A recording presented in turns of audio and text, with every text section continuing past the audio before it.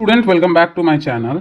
NCERT exemplar में ये हमारा 9th लेक्चर है जिसमें हम लोग 9th चैप्टर का सॉल्यूशन और साथ ही साथ हम लोग रिवीजन करने वाले हैं। This is all about living organisms and there surroundings. याद होगा हम लोग पढ़े थे ना कि बायोटिक चीजों के बारे में, मतलब लिविंग बींग्स के बारे में। तो एक तो था कि सिर्फ लिविंग पढ़ लो, उसके प्रॉपर्टीज क्या है एंड ऑल, ये सब हम सीखे थे। साथ ही साथ उसका एक सराउंडिंग होता है जिसे हम कहते हैं हैबिटेट। तो ये अपने हैबिटेट में किस तरह से रहता है, क्या उसका अडेप्टेशन है, क्या उसका रहने का मैकेनिज्म है, ये चीज हम लोग समझे थे बहुत छोटे लेवल पे। तो एक तरह से उस छोटे से फैक्ट को जो 1-1.5 पेज का आपका नोट्स बना था उसको हम लोग क्विकली क्वेश्चंस के थ्रू रिवाइज कर लेते हैं। कहीं पे दिक्कत आए तो सेम पैटर्न चलेगा कि डाउट हो तो आपको पूछना है, पहले तो एनसीईआरटी रीड करना है, स्टिल डाउट रहे तो आपको पूछना है, रिटन में डाउट बताया जाएगा, उसके बाद भी अगर डाउट रहे देन क्या है कि आपके लिए कुछ स्पेशल वीडियोस बना दिया जाएगा सो दैट वो वाला पोर्शन आपका क्लियर हो जाए। तो चलिए ज्यादा टाइम वेस्ट नहीं करते, फटाफट 10 से 12 मिनट में इसको खत्म कर लेते हैं। विच of the following can not be, पहला क्वेश्चन आपका, विच of the following can not be, can not कह रहा है, कॉल्ड एज हैबिटेट, मतलब इसमें से आप किसको हैबिटेट नहीं कह सकते हो। तो हैबिटेट होता क्या है? हैबिटेट होता है वो प्लेस, एक तरह से कह सकते हो वो जगह जहां पे ऑर्गेनिज्म रहता है, उसका एक तरह से घर।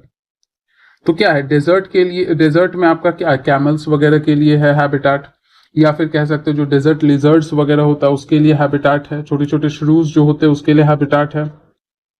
जो आपका क्या है कि फिशेस हो गया, प्लैंक्टॉन्स हो गया, उसके लिए आपका वाटर हैबिटेट का काम करता है। जो वाइल्ड एनिमल्स है उसके लिए आपका क्या काम करता है, जंगल जो है या फॉरेस्ट जो है वो आपका हैबिटेट की तरह काम करता है। लेकिन जो ये कल्टीवेटेड लैंड है ना, ये परमानेंट इसका घर नहीं है। जब तक कल्टीवेशन होगा कुछ रहेंगे और फिर वो अपने दूसरे जगह चले जाएंगे। तो सिंस ये आपका नेचर से कैसा है, टेम्पररी, इसीलिए इसको हम हैबिटेट नहीं कह सकते हैं। नेक्स्ट क्वेश्चन कह रहा है कि following are some features of plants. अब कुछ फीचर्स दे दिया है, उसके बाद कह रहा है कि इसमें से कौन सा डेजर्ट प्लांट के लिए सही होगा। तो याद था ना कि डेजर्ट किसको कहते थे, जहां पे आपका इवेपोरेशन बहुत ज्यादा है, मतलब है कि जहां पे ड्राइनेस ज्यादा है। टेम्परेचर हो सकता है ज्यादा हो या बहुत कम हो। अगर ज्यादा होता है तो वार्म डेजर्ट होता है या हॉट डेजर्ट होता है, बहुत कम होता है तो कोल्ड डेजर्ट, जैसे लद्दाख हो गया। तो टेम्परेचर से यहाँ नहीं, यहाँ पे ये है कि इस तरीके का कंडीशन है ना कि यहाँ मॉइस्चर बहुत कम है, यहाँ इवेपोरेशन बहुत ज्यादा है, मतलब ओवरऑल ड्राइनेस है सिंपल भाषा में। तो जब इन्वायरमेंट ही ड्राई है तो ऑर्गेनिज्म कोशिश करेगा ना कि अपने शरीर के पानी को बचा के रखें। अगर वो भी छोड़ देगा कि नहीं लूज हो जाए तो ड्राइनेस तो और भी ज्यादा इवेपोरेशन करा के बॉडी के वाटर को लूज कर देगा और फिर उसके लिए स्ट्रेस वाला कंडीशन आ जाएगा। तो ये है कि ट्रांसपीरेशन, मतलब वाटर का loss in the form of vapour, ये तो नहीं ही होगा डेजर्ट में, क्योंकि फिर शरीर के ऊपर स्ट्रेस पड़ेगा, क्योंकि सिचुएशन फेवरेबल है इवेपोरेशन के लिए ही। अब बॉडी भी कह दिया कि ले जाओ मेरा पानी, तो खत्म हो जाएगा, डिहाइड्रेशन से मर सकता है। नेक्स्ट कह रहा है कि the leaves are always broad and flat. ये भी नहीं होगा, क्योंकि ब्रॉड एंड फ्लैट होगा तो सरफेस एरिया ज्यादा होगा, सरफेस एरिया ज्यादा होगा तो ट्रांसपीरेशन ज्यादा होगा। और प्लस एक्सट्रीम है, कोई भी चीज ऐसा नहीं होता कि ऑलवेज होता है। तो खैर ये नहीं भी समझ आता है तो कम से कम ब्रॉड और फ्लैट आप जानते हो ना, जितना चपटा होगा उसका सरफेस एरिया ज्यादा होगा, स्टोमाटा ज्यादा होगा, स्टोमाटा ज्यादा होगा तो ट्रांसपीरेशन ज्यादा होगा। लेकिन थर्ड हो सकता है क्योंकि ट्रांसपीरेशन को कम करना है। साथ ही साथ रूट काफी डीपर तक जाता है, क्योंकि पानी का तो क्राइसिस है जमीन पे, तो एकदम अंदर से पानी लेना पड़ेगा, तो काफी डेप्थ तक रूट पेनिट्रेट करता है। तो 3 और 4 जहां है उसको आप मार्क कर लीजिए, डी हो जाएगा आंसर। थर्ड है कि Boojho comes across an animal having a streamlined body. नाव के जैसा बॉडी है, स्लिपरी है। तो ये इसीलिए है ना ताकि जो रेजिस्टेंस है वो क्या हो, कम हो। किसका रेजिस्टेंस, वाटर का। हम कैसे समझे, क्योंकि बॉडी का फीचर दिया हुआ है क्या आपका, स्लिपरी। इसका मतलब है कि पानी में रहने का इसका अडेप्टेशन है, वाटर में। तो आंसर क्या हो जाएगा, ए हो जाएगा। चिकना होगा तो पानी आसानी से शरीर के ऊपर से फिसल जाएगा। स्ट्रीमलाइंड होगा तो रेजिस्टेंस क्या होगा, कम लगेगा, पानी का फ्रिक्शन कम लगेगा, तो फटाफट स्विम कर जाएगा, तैर जाएगा। नेक्स्ट क्वेश्चन है कि which of the following are characteristics of living beings. Living beings के पास ये सब कैरेक्टरिस्टिक्स, सब। लिविंग बींग ग्रो कर सकता है, डेवलप कर सकता है, रिप्रोड्यूस कर सकता है, अपने आप को एनवायरनमेंट में ढाल सकता है, सांस ले सकता है, कचरे को शरीर से बाहर निकाल सकता है, हार्मोन्स बनते हैं उसके अंदर, फ्लूइड का सर्कुलेशन हो रहा होता है, चलता फिरता है, दौड़ता भागता है, शरीर का मूवमेंट होता है। ये सब आपका फीचर्स है। नेक्स्ट है earthworms breathe through. Earthworm skin की वजह से ब्रीथ करता है, इसलिए देखना ना कि अर्थवर्म का जो शरीर है ना, बॉडी का जो सरफेस है, सरफेस वो आपको कैसा दिखेगा, मॉइस्ट दिखेगा। मॉइस्ट दिखेगा ताकि जो गैशियस एक्सचेंज है, जो गैस का एक्सचेंज है वो काफी क्या हो सके, ज्यादा हो सके। नेक्स्ट क्वेश्चन है कि which of the following is not an example, not कह रहा है, ऑफ रिस्पॉन्स टू स्टिमुलस। मतलब क्या स्टिमुलस होता क्या है, कुछ भी शरीर के अंदर या बाहर कुछ बदलाव आ रहा है जिसके प्रति आपका शरीर कहीं ना कहीं कुछ प्रक्रिया दिखाता है, कुछ एक्शन कुछ रिएक्शन दिखाता है, तो वैसे ही चीज को, वैसे ही चेंज को हम स्टिमुलस कहते हैं। जैसे आप टेस्टी खाना देखते हो, स्मेल सूंघते हो जो आपका फेवरेट हो, तो आपका क्या होता है, माउथ में पानी आने लगता है, मुंह में पानी आ जाना। तो वो भी एक तरह से क्या स्टिमुलस मिला, स्मेल आपने किया, आपके सेंस ऑर्गन नाक ने स्मेल किया तो आपके मुंह में वाटर आने लगा। तो ये है स्टिमुलस का example. Closing of leaves of mimosa plant when touched, जो टच मी नॉट टाइप का जो प्लांट होता है उसको आपने टच किया, उसके ऊपर क्या है, टच का एक प्रेशर पड़ा तो वाटर उसके सेल से लूज हो गया, सारे पत्ते सिकुड़ गए, तो उसको हम कहते हैं कि भाई हाँ स्टिमुलस मिला तभी, जब तक नहीं मिला था तब तक ये रिस्पॉन्स नहीं था। Shutting our eyes when an object is suddenly thrown in our direction, होता है ना, जैसे धूल वाले इलाके में गए या कोई चीज हमारे ऊपर फेस के ऊपर फेंका गया तो अचानक से सबसे पहले आप क्या करते हो, आंख बंद कर लेते हो। इसको हम लोग हायर क्लासेस में रिफ्लेक्सेस में भी पढ़ेंगे, कंडीशनल एंड नॉन कंडीशनल। अभी बस इतना समझो, तो ये आपको स्टिमुलस मिला तभी तो आपने क्या किया, आंख बंद कर लिया। नहीं मिलता तो आप क्यों करते बिना मतलब का, वो तो अपना नॉर्मल चल रहा होता, लेकिन झटके से एकदम बंद कर लेना वो स्टिमुलस के बेसिस पे हुआ। बट ये वाला नहीं है आपका, ये क्या है आपका, ग्रोथ एंड रिप्रोडक्शन का एक प्रोसेस है कि रिप्रोड्यूस करके एग प्रोड्यूस कर दिया, अब उस एग में ग्रो करेगा और जब पूरी तरह से डेवलप कर गया, पूरी तरह से डेवलप कर गया, तब उसके बाद क्या है, छोटा सा चूजा बाहर आ जाएगा। नेक्स्ट क्वेश्चन है कि which of the following is correct. देखो प्लांट पूछे या एनिमल पूछे, रेस्पिरेशन पूछा है तो कहना कि ऑलवेज, जब तक उसका शरीर उसका सेल जिंदा रहेगा तब तक करेगा, मतलब डे एंड नाइट हमेशा वो सांस ले रहा है, उसको एनर्जी चाहिए और एनर्जी का प्रोसेस हमेशा होता है, क्योंकि जब एनर्जी नहीं मिलेगा तो शरीर बाकी के काम नहीं कर पाएगा। नेक्स्ट क्वेश्चन है कि which of the following is an incorrect statement about excretion. Incorrect पूछ रहा है तो कह रहा है excretion takes place in plant, हाँ बिल्कुल होता है, बोथ प्लांट एंड एनिमल, सही बात है। Excretion is process of getting read, excretion वह कचरे को शरीर से बाहर फेंकना। हर एक ऑर्गेनिज्म, ऑल ऑर्गेनिज्म, इतना याद रखना, सभी ऑर्गेनिज्म एक्सक्रीशन का प्रोसेस परफॉर्म करते हैं शरीर से कचरे को बाहर निकालने के लिए। तो ये आपका क्या है ना कि एक तरह से सभी सही है, लेकिन सिक्रीशन को आप एक्सक्रीशन नहीं कह सकते हो। सिक्रीशन जरूरी नहीं कि कचरा ही बाहर निकाल रहा है, सिक्रीशन हो सकता है कि एक सेल अपना यूजफुल चीज दूसरे सेल को देने के लिए निकाल रहा हो, वो सेल कंज्यूम करेगा, तो ये ऑलवेज ऐसा ट्रू नहीं है। तो मतलब ये पार्शियली करेक्ट है, पार्शियली इनकरेक्ट है, तो डी यहां पे ज्यादा बेटर ऑप्शन होगा। Choose the set that represents only the biotic, सिर्फ लिविंग बींग्स को। तो सॉइल तो आपका लिविंग नहीं है, हाँ ये रहता है कि सॉइल के माइक्रोब्स तब लिविंग होता, बट सिंपली सॉइल पूछा मतलब सॉइल के दाने, उसमें जो मिनरल है, उसमें जो पत्थर है, उसकी बात कर रहा है। एयर भी नहीं है, रॉक्स भी आपका नहीं है, अनटिल एंड अनलेस ये मेंशन ना किया जाए, क्योंकि आप यूपीएससी का प्रिपरेशन कर रहे हैं तो आपको स्पेसिफिक होना पड़ेगा कि microbes in rock, microbes in soil, microbes in air, तब तक समझ जाओ कि लिविंग वाले पार्ट को हटा के बात कर रहा है। बट इसमें क्या है, सब लिविंग है, फिश भी, फ्रॉग भी, इंसेक्ट भी और एक्वेटिक प्लांट भी, सब फील कर सकता है, सब अपने आप को ढाल सकता है, सब रिस्पायर कर सकता है, सब लोकोमोट कर सकता है, सब मूव कर सकता है, सब एक्सक्रीट कर सकता है। नेक्स्ट है कि which one of the following is not associated with reproduction. तो रिप्रोडक्शन से कौन नहीं है एसोसिएटेड, तो यहां पे देखिए क्या है, पहला ही ऑप्शन नहीं है, ये तो ग्रोथ से एसोसिएटेड है। पत्ता झड़ गया, उस पर फिर नया पत्ता ग्रो करके आ गया, ये रिप्रोडक्शन नहीं। रिप्रोडक्शन कब होता, रिप्रोडक्शन तब कहोगे जब आपका क्या है, कोई नया प्रोजेनी, नया ऑर्गेनिज्म, नया ऑफस्प्रिंग बने। तो यहां पे ये करता है, सीड से पौधा निकला तो वो भी एक नया ऑर्गेनिज्म निकला, पेरेंट ने सीड बनाया, फिर उस सीड से एक नया पौधा निकला, अंडे से चूजा निकला तो मदर ने एग बनाया, फिर उससे एक नया जीवन निकला। तो एक नया जीवन, न्यू लाइफ की बात होगी तब हम उसे रिप्रोडक्शन कहेंगे। बट उसमें तो शरीर का एक पार्ट है जो रीजेनरेट किया, यह आपका एक तरह से एग्जांपल हो सकता है किसका, रीजेनरेट का। नेक्स्ट है choose the odd one out from below with respect to reproduction. तो अब यहां पे देखिए, ये सब रिप्रोडक्शन का एक ना एक तरीका है। ये आपका क्या है, सेक्सुअल रिप्रोडक्शन का तरीका है। सीड्स ऑफ प्लांट, ये भी सेक्सुअल रिप्रोडक्शन का नतीजा है। बर्ड्स ऑफ पोटैटो, ये एसेक्सुअल का नतीजा, जिसे हम कहते हैं ना eye of potato. Roots of mango, ये नहीं है, नॉट रिप्रोडक्शन। यहाँ सिंपली ग्रोथ का फिनोमेना दिख रहा है, बट आप रूट से मैंगो को नहीं बनाते हो। मैंगो ट्री प्रोपागेट होता है लेयरिंग से, ग्राफ्टिंग से, स्टेम के कटिंग से, बट रूट से नहीं होता है। रूट से आपका टैमरिंड हो गया, मैरीगोल्ड हो गया, ये प्रोपागेट करता है। नेक्स्ट क्वेश्चन है, although organisms die their kind continue. मतलब सिंपल सा है ना कि ऑर्गेनिज्म तो मर गया, बट उसका जो जाति है, उसका जो रेस है, उसका जो स्पीशीज है, मतलब एक इंसान मर गया बट इंसान की पूरी जाति चलते रहती है। वो इसीलिए क्योंकि वो मरने से पहले रिप्रोड्यूस किया, नया ऑफस्प्रिंग छोड़ दिया जो उसके रेस को कंटिन्यू करेगा। तो ये रिप्रोडक्शन की वजह से ऐसा होता है।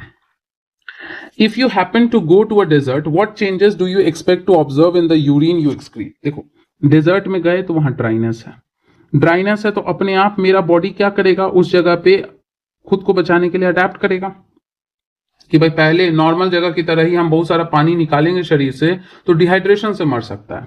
तो अडेप्ट ये करेगा कि यूरिन का अमाउंट कम कर देगा और साथ ही साथ काफी कंसंट्रेटेड होगा, क्योंकि क्या किया, शरीर ने पानी बहुत ज्यादा सोख लिया यूरिन में से, तो जिस वजह से पानी कम हो गया और सॉल्यूट्स तो उतने ही है।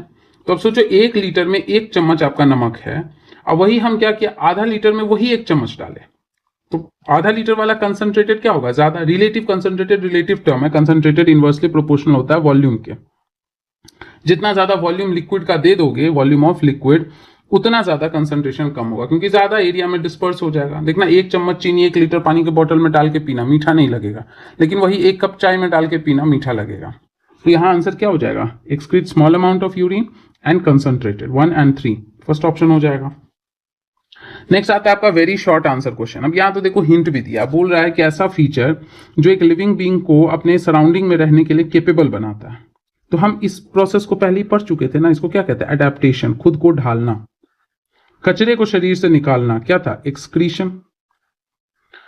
सभी लिविंग बीइंग्स रिस्पॉन्ड करते हैं, रिस्पॉन्ड किसके तरफ करते हैं, स्टिमुलस। कुछ चेंज आप उसके सराउंडिंग में इंट्रोड्यूस करोगे तो ऑब्वियसली रिस्पॉन्ड करेगा, जैसे भी हो, कुछ सिक्रीट करके हो, दौड़ भाग के हो, अपने चारों तरफ कुछ कवच बना ले, लेकिन रिस्पॉन्ड करेगा। ये कह रहा है कि बिकॉज वी फाइंड, ये एक प्रोसेस है जिस वजह से एक ऑर्गेनिज्म की तरह ही दूसरा, तीसरा, चौथा ऐसा बनता है। तो ये कौन सा प्रोसेस है आपका, रिप्रोडक्शन। अब नेक्स्ट डायग्राम दिया है, अब कह रहा है कि इनके लिए क्या हैबिटेट है। तो देखो हिरन है, तो हिरन आपका कहाँ रह सकता है, ग्रासलैंड में रह सकता है या फिर फॉरेस्ट में भी देखने को मिल सकता है। मेंढक है, तो मेंढक ज्यादातर आपको कहाँ दिखेगा, पॉन्ड में दिखेगा, लेक्स में दिखेगा, वेटलैंड्स में दिखेगा। जो ये आपका एक तरह से क्या कह सकते हो कि ये माउंटेन शीप या माउंटेन ये कैटल टाइप का है, ठीक है, माउंटेन काउ टाइप का है। तो ये आपका इस कौन से एरिया में है, माउंटेनियस एरिया में। कैमल है, ये किधर में रहता है, डिजर्ट एरिया में। सिंपल सा था। Classify the following habitats into terrestrial and aquatic. देखो ग्रासलैंड आपका क्या है, टेरेस्ट्रियल है, पॉन्ड क्या है, एक्वेटिक है, ओशन क्या है, एक्वेटिक है, राइस फील्ड भी क्या है, टेरेस्ट्रियल। जो आपका ये है राइस फील्ड, सिर्फ पानी में नहीं उगाते हो, पानी उसको ज्यादा चाहिए, लेकिन नीचे जमीन तो चाहिए ना, तो जमीन पे ही उगता है, बस उसके ग्रोथ के दौरान थोड़ा पानी ज्यादा चाहिए। Why is reproduction important for organism, to continue its race, to continue its race. इसका आंसर पिछले क्वेश्चंस में ही है कि एक ऑर्गेनिज्म मर गया बट उसकी रेस कंटिन्यू होते रही, उसके जैसा सिमिलर ऑर्गेनिजम्स मिलता रहे, तो हम उसी के लिए क्या करते हैं, रिप्रोडक्शन का प्रोसेस परफॉर्म करते हैं। नेक्स्ट आपसे पूछ रहा है fill in the blank. Saline water, hot air and sand are, ये सब कैसा कंपोनेंट है, non living component, that is abiotic. Next the habitat of plants and animals that live in the dash is called aquatic. कहां रहेगा, तो aquatic होगा, पानी में रहेगा, अब चाहे वो फ्रेश वाटर हो या फिर सलाइन वाटर हो, ओशन हो, पॉन्ड हो या फिर रिवर हो। नेक्स्ट क्वेश्चन आपका, डैश इनेबल अ प्लांट और an animal to live in. ये कितनी बार अभी जस्ट पढ़े थे, किसकी वजह से हम रह पाते अपने सराउंडिंग में, adaptation. Plants and animals that live on land are said to be live. अब लैंड पे रह रहा है तो हम कैसा हैबिटेट उसको कहते हैं, टेरेस्ट्रियल हैबिटेट। नेक्स्ट आता है आपका शॉर्ट आंसर क्वेश्चंस। इसमें पहला है कि Paheli has a rose plant in her garden, how can she increase the number of rose plants in the garden. Rose को प्रोपागेट करने के लिए हम लोग क्या करते हैं, stem cutting, by help of stem cutting. मतलब कौन सा, वेजिटेटिव प्रोपैगेशन, कुछ नहीं, ये एसेक्सुअल ही तरीका है। सबने नोटिस किया होगा कि रोज के प्लांट को ऐसे भी बढ़ा सकते हैं या एक और प्रोसेस हम कर सकते हैं, ग्राफ्टिंग। तो खैर ये ग्राफ्टिंग आपका तो अभी है नहीं पढ़ना उतना डिटेल में, अभी स्टेम कटिंग याद करो कि एक कटा हुआ ब्रांच को आप अभी भी आपके घर में अगर है रोज तो आप देखना, ट्राई करना, एक छोटा सा टुकड़ा ब्रांच कर लो और दूसरे गमले में डाल दो, वो ग्रो करके एक नया पौधा बन जाएगा। नेक्स्ट क्वेश्चन है, व्हाई डू डेजर्ट स्नेक्स बरो deep in the sand during the day. देखो स्नेक्स क्या है तुम्हारा, कोल्ड ब्लडेड है। कोल्ड ब्लडेड मतलब है कि सराउंडिंग इन्वायरमेंट के अनुसार उसके शरीर का जो तापमान है, टेम्परेचर, वो बदलता है। तो अगर वो बहुत देर तक बाहर रहेगा तो धूप की वजह से या कह सकते हो ड्राइनेस की वजह से उसके शरीर को दिक्कत आएगी। तो ये क्या करता है कि दिन के टाइम में ना ड्राइनेस से भी और एक्सेसिव हीट से भी बचने के लिए अपने आप को क्या करता है, मिट्टी के अंदर डाल देता है। वरना बहुत ज्यादा ड्राइनेस और बहुत ज्यादा हीट की तरफ एक्सपोज्ड होगा तो शरीर का टेम्परेचर भी बहुत गर्म हो जाएगा, जिससे उसका मेटाबॉलिज्म खत्म हो जाएगा। और दूसरा, शरीर से पानी बहुत ज्यादा लॉस हो जाएगा तो डिहाइड्रेशन होकर मर सकता है। नेक्स्ट क्वेश्चन है कि write the adaptation in aquatic plants due to which submerged leaves can bend. देखो सबमर्ज्ड लीव्स क्यों बेंड करता है, ड्यू टू फ्लेक्सिबिलिटी। उसके अंदर फ्लेक्सिबिलिटी जो है वो किसकी वजह से आता है, कोलेनकाइमा नाम का टिश्यू होता है उसकी वजह से आता है। तो कहीं पे भी अगर पूछे ना कि कोई भी प्लांट है हवा में है या पानी के अंदर है, पानी के ऊपर है, वो आसानी से मुड़ सकता है लेकिन टूटता नहीं है, तो उसके लिए आप कहना कोलेनकाइमा है जो उसको फ्लेक्सिबिलिटी प्रोवाइड करता है। Leaves can float on the surface. Float करने के लिए आपको क्या होता है, इसके पास एक टिश्यू होता है जिसे हम कहते हैं एरेनकाइमा। एरेनकाइमा कुछ नहीं है, पैरेनकाइमा का मॉडिफिकेशन है, मॉडिफिकेशन ऑफ पैरेनकाइमा। तो क्या मॉडिफाई हुआ पैरेनकाइमा में, इसके अंदर क्या हुआ, एयर फिल्ड कैविटी आ जाता है। इसके सेल्स में, इसके बॉडी के टिश्यूज के बीच में जो है हवा भर जाता है, जिससे शरीर हल्का हो जाता है, बुयंसी मिलता है, तो आसानी से वो क्या कर सकता है, तैर सकता है। नेक्स्ट कह रहा है कि mention one adaptation present in the following animals. In camels to keep their bodies away from the heat of sand. Sand से ऊपर रहने के लिए उसके पास क्या था, लॉन्ग लेग्स था। आगे देखते हैं लंबा लंबा लेग है तो शरीर सैंड से काफी ऊपर है। In frogs to enable them to swim. Swim करने के लिए उसके पास देखो कैसा फीट होता है, वेब्ड फीट। फ्रॉग एम्फीबियंस होते हैं, दोनों जगह पे पाए जाते हैं। तो लैंड पे तो खैर जंप करने के लिए उसका जो हिंड विंग होता है काफी मस्कुलर होता है, लेकिन पानी के लिए उसके पास क्या होता है, जालीदार डक की तरह फीट होता है, ताकि उसके शरीर का वेट को बैलेंस करे, हल्का बनाने में मदद करे और वो तैर सके। In dolphins and whales to breathe. देखो डॉल्फिन्स और व्हेल्स में ब्रीथ करने के लिए क्या होता है ना, ब्लो होल्स होता है, ब्लो होल्स होता है, जिसकी वजह से क्या होता है कि वो उस पानी के सतह पे आता है, सांस छोड़ता है और काफी सारा सांस एब्जॉर्ब करता है, फिर काफी देर तक अंदर रहता है, फिर दिक्कत हुआ, फिर सरफेस पे आया, सांस लिया, फिर अंदर चला गया। तो ये ब्लो होल की वजह से ऐसा होता है। नेक्स्ट है question, some desert plants have very small leaves whereas some others have only spines. How the, ये सब क्या है ना, स्मॉल लीव्स या स्पाइन इसलिए होता है ताकि सरफेस एरिया कम हो जाए। ऐसे कहीं पे भी लिखे समझ जाओ सरफेस एरिया कम। सरफेस एरिया कम होगा तो स्टोमाटा का जो अमाउंट है वो भी क्या होगा, कम। स्टोमाटा कम होगा तो ट्रांसपीरेशन, तो डेजर्ट में जिस बात का खतरा है ना एक्सेसिव लॉस का, वो भी क्या होगा, कम हो जाएगा। नेक्स्ट क्वेश्चन है कि what are the specific features present in a deer that helps it to detect the presence of predator. देखो डियर के पास एक तो क्या होता है ना, साइड्स में उसके शरीर में आइज रहता है, जिसकी वजह से वो काफी ज्यादा क्या होता है, अलर्ट होता है। प्लस क्या होता है, लार्ज ईयर्स, उसके शरीर के तुलना में जो है उसका कान बड़ा होता है, सो दैट हियर करना आसान हो जाए, जिस वजह से अगेन वो क्या हो सके, अलर्ट हो सके। तो ये दो तरीका है। अब बाकी बचने के लिए तो शरीर फ्लेक्सिबल है, फास्ट रनर है, तो ये है, लेकिन डिटेक्ट अगर करना हो तो उसके लिए चौकन्ना रहना पड़ेगा, और अटेंशन के लिए उसके पास आंख और कान बहुत ज्यादा अलर्ट प्रोवाइड करता है। साइडवेज में है, किनारे में है, तो दोनों साइड दिख सकता है, मतलब लगभग चारों तरफ आसानी से दिख सकता है।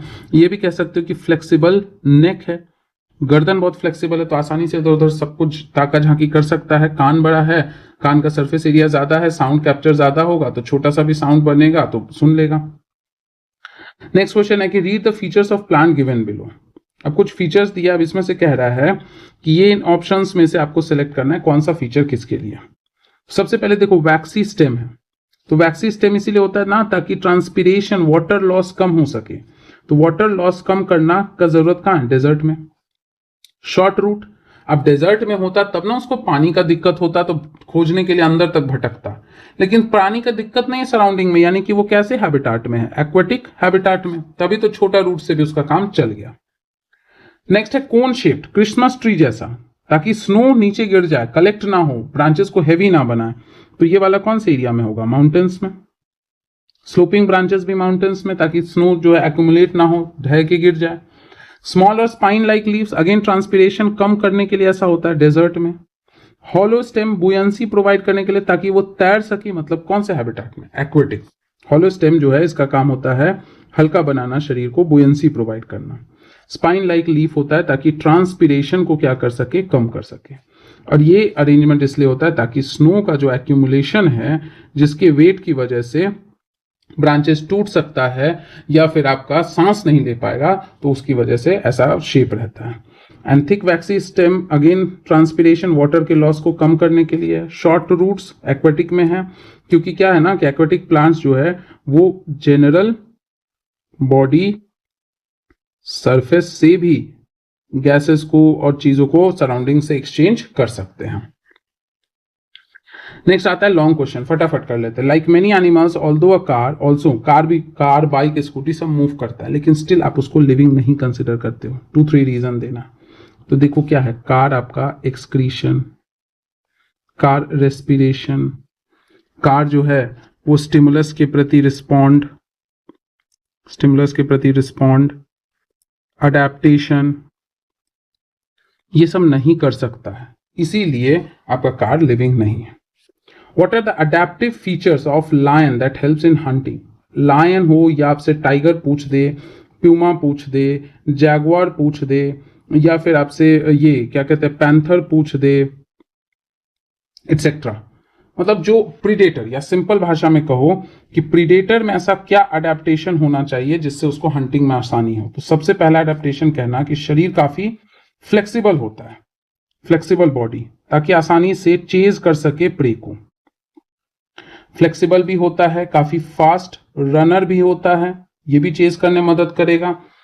थर्ड है क्या कि काफी पावरफुल जॉज होता है, काफी स्ट्रॉन्ग जो है क्लॉज होता है, जो उसका पंजा होता है बहुत स्ट्रॉन्ग होता है।